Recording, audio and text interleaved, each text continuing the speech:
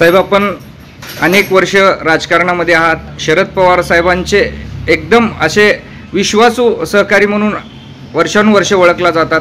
सोलापूर महानगरपालिकेमध्ये आपण अनेक वर्ष काम केलेलं आहे. सोलापूर महानगरपालिकेचं महापौरपद आपण सोलापूरचं संपूर्ण हे भूषविलेलं आहे. अशा परिस्थितीतून जात असताना आपण राजकारणाची जी सुरुवात झाली आणि आत्ता कुठल्या टप्प्यावर आपलं राजकारण आलेलं आहे आणि भविष्यात तुम्हाला कुठलं राजकारण करायचं आहे याबाबत काय सांगाल? शरद पवारांचा विचार घेऊन मी गेली 50 वर्षे राजकारण करतो आणि म्हणून पवारसाहेबांशी एकनिष्ठतेने राहण्याचा धोरण ठेवून भविष्यकाळात आता निष्ठावंतांचे राजकारण संपलेलं आहे आणि दल बदलूनचं राजकारण सुरू झालेलं आहे. सगळी परिस्थिती राजकारणाची विचारधारा चेंज झालेली आहे आणि या त्या विचारधारेमध्ये निष्ठावंताचा विचार रोवणं फार कठीण काम आहे. लोकांना काम करणारे कार्यकर्त्यांची ओळख करून देणं. समाजामध्ये दलबदलू लोक हे कुठलंही काम करत नसतात. हे स्वतःच्या हितासाठी पक्ष बदलत असतात. स्वतःच्या हितासाठी ते निष्ठा सोडत असतात.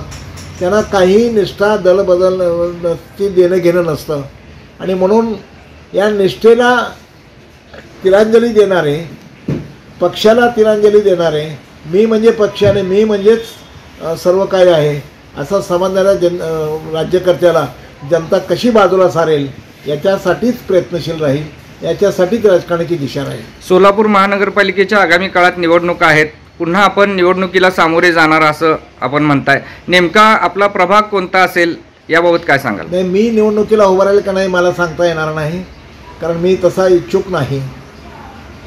पक्षाने जर तसा आदेश दिला तरच त्याचा विचार करेल, अन्यथा नाही. परंतु पक्ष सोलापुरात उभा राहिला पाहिजे.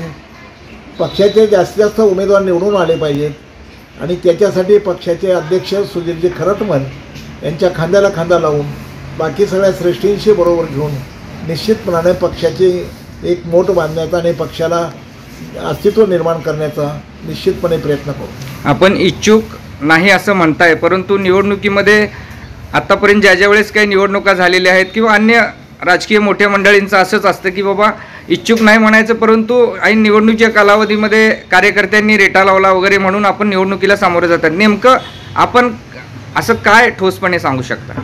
नाही, मी आता जवळपास 50 वर्षे नगरसेवक राहिलो. 8 वेळा निवडणूक आलो. 1 वेळा पराभूत झालो. गेल्या निवडणुकीला मी पराभूत झालो आहे 2017च्या आणि तेवढं एक शल्य माझ्या मनात आहे. परंतु मला आमदार होण्याची इच्छा आहे. आमदार होण्याचा मी प्रयत्न केला. पक्षाने मला आमदारकीचं तिकीट दिलं पण योग्य वेळी दिलं नाही. अयोग्य वेळी तिकीट दिलं. पक्षातून माझ्यावर खूप मोठा अन्याय झाला. पक्षाने मला कधीच योग्य वेळी तिकीट दिलं नाही. उलट माझं कॉर्पोरेशनचं तिकीटसुद्धा अनेक वेळा कापण्याचा प्रयत्न केला. पक्षातली गटबाजी आणि राजकारण यानं मला सतत त्रास होतो आणि हा त्रास सहन करत मी माझी राजकीय वाटचाल करतो. तेव्हा मी आता कुठल्याही गटबाजीत आणि कुठल्याही राजकीय धक्काधक्कीत जायच्या इच्छुक नाही, कारण वय वर्षे 74 आहे आणि मी पुढच्या वर्षी 75 वर्षात पदार्पण करतो आहे. माझा पुतण्या या 7 नंबर वार्डातून उभारतो आहे. त्याला निवडून आणणं हे माझं पहिलं कर्तव्य आहे. माझे महिला कार्यकर्ते आहेत, त्यांना निवडून आणणं माझं पहिलं कर्तव्य आहे आणि त्या निवडून येत असतील आणि त्यांना जर समाजामध्ये स्थान निर्माण करून देणं आणि माझा राजकीय वारसा निर्माण करणं हे माझं पहिलं कर्तव्य आहे.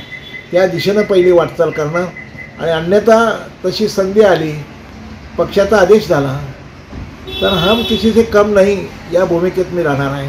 पण 99% मी इच्छुकाच्या भानगडीत नाही, परंतु मैदान सोडून पण जाणारा नाही. मैदान सोडून का जात नाही तर तो माझा स्वभाव नाही. राजकारणात अस्तित्व ठेवणं आणि कामानेच माणसाचं अस्तित्व निर्माण करणं, त्याच्यासाठी कॉर्पोरेशन असेल, विधानसभा असेल हे माध्यम असतं आणि कॉर्पोरेशन हे स्थानिक माध्यम आहे.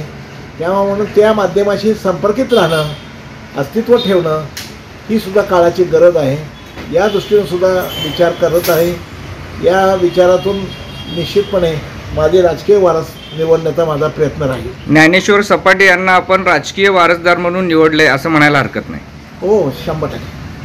लोकदर्शन मराठी चॅनलला सबस्क्राईब करा, बेल बटनला क्लिक करा व लाईक करायला विसरू नका.